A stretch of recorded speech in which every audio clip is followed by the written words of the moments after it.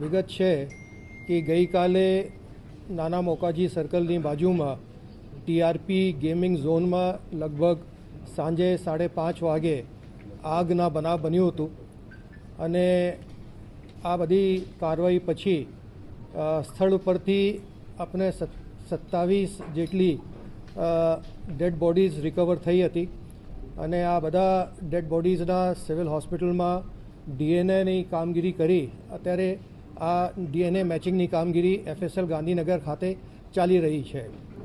આ બનાવના અનુસંધાનમાં રાજકોટ તાલુકા પોલીસ સ્ટેશનમાં 304, 308, 337, 338, 114 મુજબ 6 આરોપીઓ વિરુદ્ધ ગુના દાખલ કરવામાં આવેલા છે, જેને પૈકી 2 આરોપી યુવરાજ હરિસિંહ સોલંકી જે આ બધી ગેમિંગ ઝોનના વહીવટ કરતા હતા અને સાથે સાથે એનો મેનેજર નીતિન જૈન એની ધરપકડ અત્યારે કરવામાં આવી છે।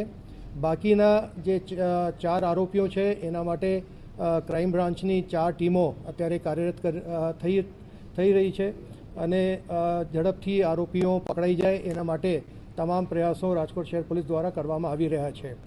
આ ગુનાની તપાસ ક્રાઇમ બ્રાન્ચને સોંપવામાં આવી છે અને જોઈન્ટ એડિશનલ CP સુશ્રી વિધિ ચૌધરી ની હેઠળમાં એક સ્પેશિયલ ઇન્વેસ્ટિગેશન ટીમની રચના કરવામાં આવી છે, જેના અંદર DCP ઝોન 2 સુધીર દેસાઈ એવં DCP ક્રાઇમ બ્રાન્ચ એના બીજા સભ્યો હશે।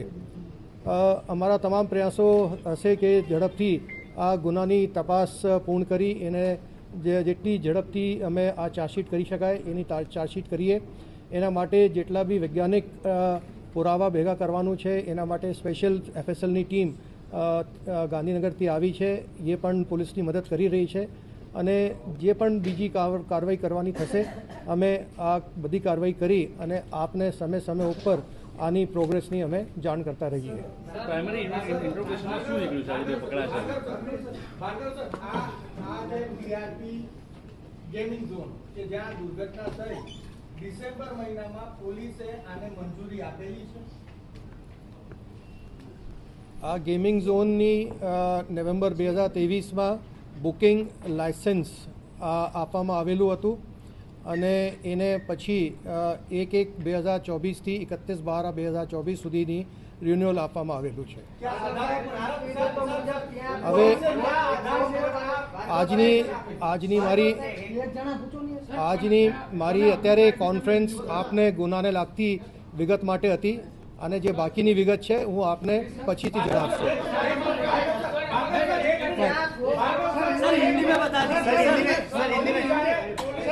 પોલીસ જ્યારે કોઈ પણ પ્રકારની મંજૂરી આપે છે તો એનો લાગતી વળગતી સંસ્થાઓ પાસેથી અભિપ્રાય મેળવે છે। આ અંગે કઈ સંસ્થા પાસેથી પોલીસે અભિપ્રાય ક્યારે મેળવ્યો? એના અંદર આ જે પરવાનગી લેવાની હતી એ પરવાનગી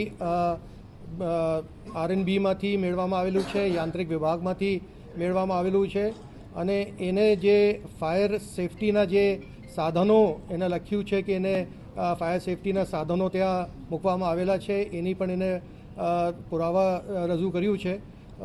ફાયર NOC માટે એની કાર્યવાહી ચાલુમાં હતી, એ કાર્યવાહી અત્યારે પૂર્ણ થઈ નથી।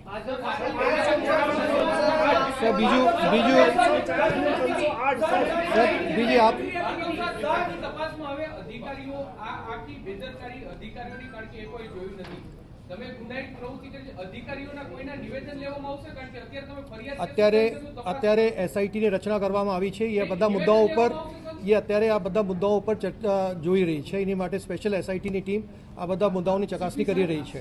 સાહેબ, એક તરફ તમે એમ કહો છો કે એને પરમિશન નથી, મારી જોડે પ્રૂફ છે, કલેક્ટર, પોલીસ કમિશનર, તત્કાલીન SP અને DCP એ ત્રણેય ચાર લોકો ત્યાં એન્જોય કરવા ગયેલા એના ફોટા છે।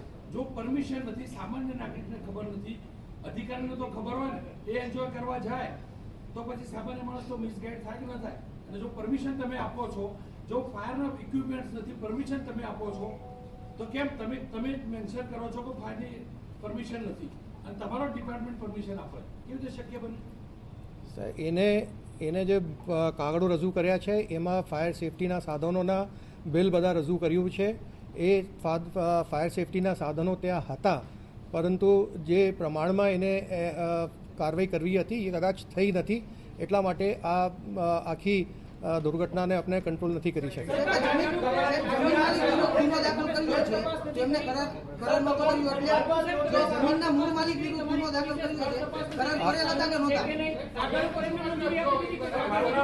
આજે એનું સ્ટ્રક્ચર ગેરકાયદેસર હતું, ટેમ્પરરી સ્ટ્રક્ચર 4 વર્ષથી ચાલતું હતું, આખું ગામ જાણતું હતું, છતાં પણ પોલીસ પરમિશન કેવી રીતે આપી શકે સાહેબ? આજે એ લોકોની જે પાર્ટનરશિપ ડીડ હતી એના અંદર જેટલા બધા એના પાર્ટનરો હતા એ બધાને આપણે આરોપી તરીકે ગણ્યા છે અને એના ઉપર બધાને ઉપર કાર્યવાહી ચાલુમાં છે. બાકી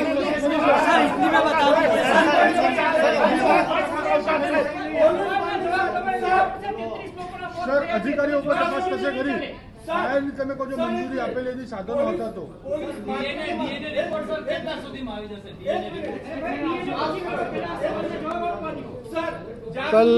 कल शाम को जो टीआरपी के अंदर गेमिंग जोन के अंदर